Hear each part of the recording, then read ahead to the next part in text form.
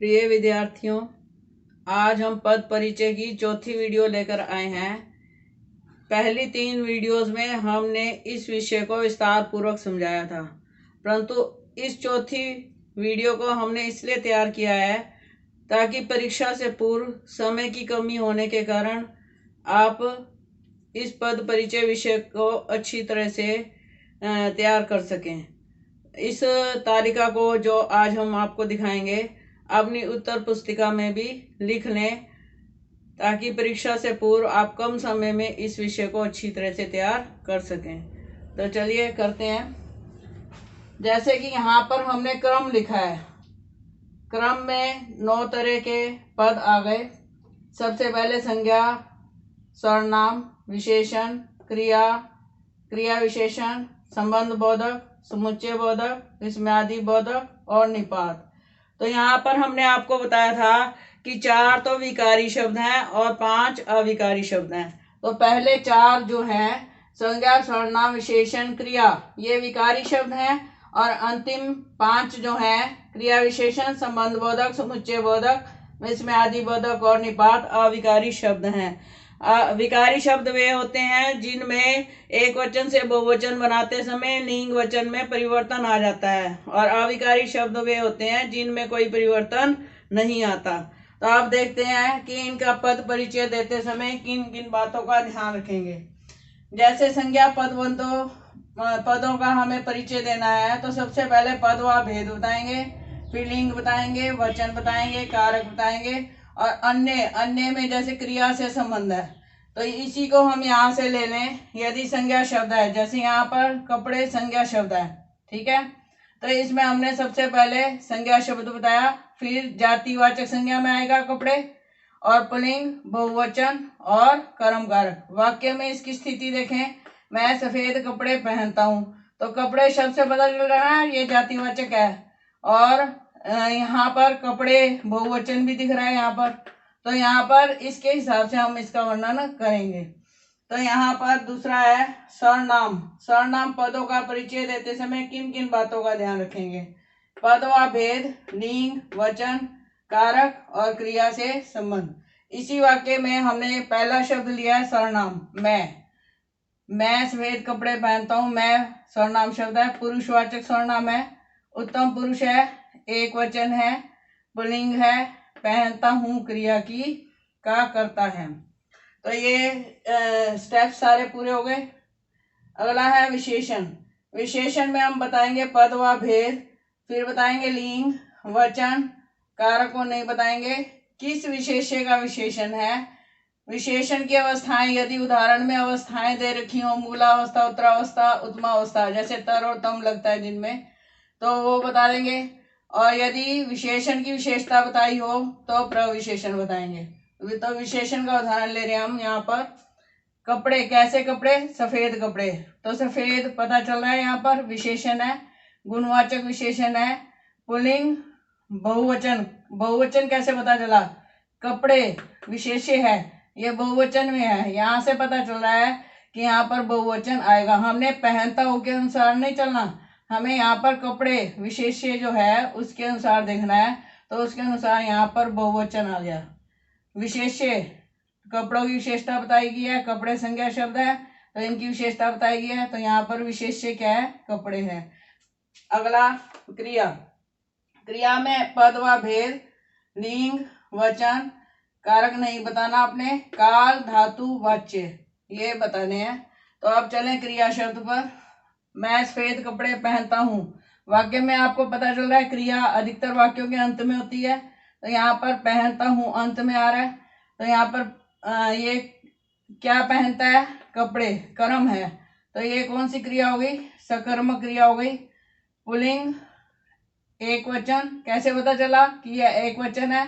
यहाँ पर मैं के अनुसार क्रिया है, तो यहाँ पर पता चल रहा है कि ये एक वचन है। और कर्तृवाच्य, क्योंकि क्रिया कर्ता के अनुसार है इसलिए कर्तृवाच्य है, और वर्तमान काल है। तो यहाँ पर आपको क्रिया का भी पता चल गया होगा कि क्या क्या बताना है और कैसे बताना है। अगला चलते हैं क्रिया विशेषण। क्रिया विशेषण में पद व भेद बताना है और उसके बाद किस क्रिया की विशेषता बतानी है। यहाँ पर लिंग वचन कारक नहीं बताया जाता, तो इस बात का आप ध्यान रखें। तो यहाँ पर क्रिया विशेषण का उदाहरण देखते हैं। कहाँ पर है क्रिया विशेषण का उदाहरण, यहाँ पर आ जाए। उदाहरण है, जो अपनी बात को नहीं रखता वह विश्वास के योग्य नहीं है। इस पूरे वाक्य में हमने नहीं शब्द का दो बात प्रयोग किया है, परंतु वो नहीं का प्रयोग कहाँ है, क्रिया से पहले है। कई बार बच्चे परीक्षा में इस तरह के वाक्य को समझ नहीं पाते। वे सोचते हैं कि निषेधवाचक क्रिया विशेषण तो होता ही नहीं, परंतु निषेधवाचक क्रिया विशेषण भी होता है। जहां पर क्रिया निषेध में दे दी जाए वहां पर निषेधवाचक क्रिया विशेषण होता है। निषेध का अर्थ है नहीं। तो यहाँ पर देखें आप, जो अपनी बात को नहीं रखता, रखता क्रिया है, इससे पहले बताया गया नहीं, तो ये क्रिया विशेषण हो गया। वह विश्वास के योग्य नहीं है, तो यहाँ पर भी क्रिया है से पहले बताया नहीं है। तो ये दोनों नहीं जो है किस में आएंगे, निषेध क्रिया विशेषण, निषेधवाचक क्रिया विशेषण और रखता क्रिया की विशेषता। तो ये स्टेप हमने यहाँ पर बताए थे। क्रिया विशेषण में हमने पहला पद बता देना है और उसके बाद किस क्रिया की विशेषता बतानी है। अगला है संबंध बोधक। संबंध बोधक में भी हमने पद व भेद बताना है। उसके बाद हमने सीधा इस चरण पर आ जाना है, किस विभक्ति का प्रयोग किया गया है, किस किस शब्द में संबंध पता चल रहा है। तो यहाँ पर इस उदाहरण पर आ जाएं। विद्यालय के चारों ओर पेड़ हैं, तो यहाँ पर के चारों ओर विभक्ति का प्रयोग है, तो यहाँ पर संबंध भी पता चल रहा है विद्यालय और पेड़ में। तो हम इसे क्या कहेंगे कि ये संबंध बोधक है। के चारों ओर विभक्ति का प्रयोग है, विद्यालय और पेड़ में संबंध बताया गया है। अगला लेते हैं समुच्चय बोधक। समुच्चय बोधक में हम कहते हैं कि जो शब्द दो या दो से अधिक वाक्यों या वाक्यांशों को जोड़ते हैं वहां पर समुच्चय बोधक होता है। हमें इस बात का ध्यान देना है कि दो वाक्यों को जोड़ा जा रहा है या वाक्य और वाक्यांश को जोड़ा जा रहा है और किस शब्द की सहायता से जोड़ा जा रहा है और वाक्य का अर्थ क्या है। तो यहाँ पर क्या क्या ध्यान रखेंगे हम।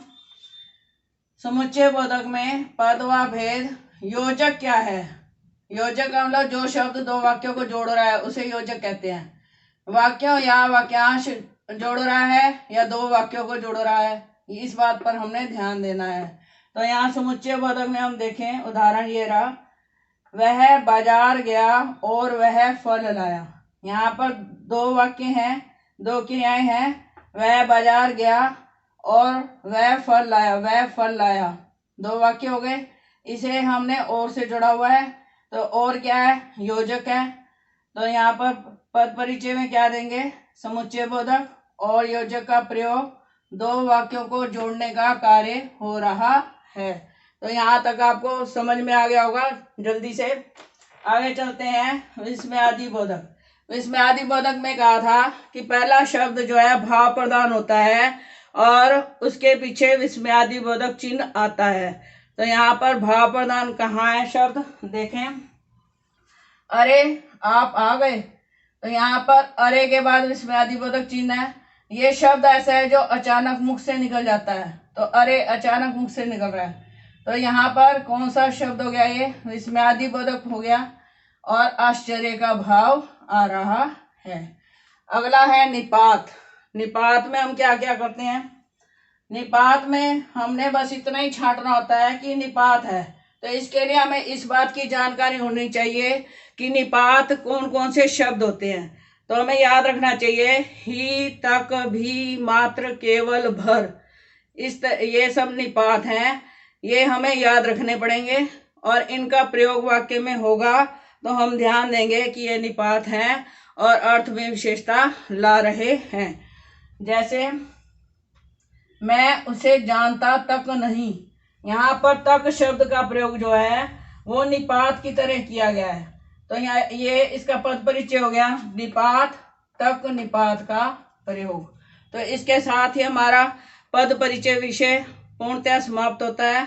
मुझे उम्मीद है कि आपको यह तालिका पसंद आई होगी और आप इसे अपनी उत्तर पुस्तिका में लिख लेंगे ताकि आपकी परीक्षा की तैयारी अच्छी तरह से हो सके और पूरे अंक आप प्राप्त कर सकें। धन्यवाद।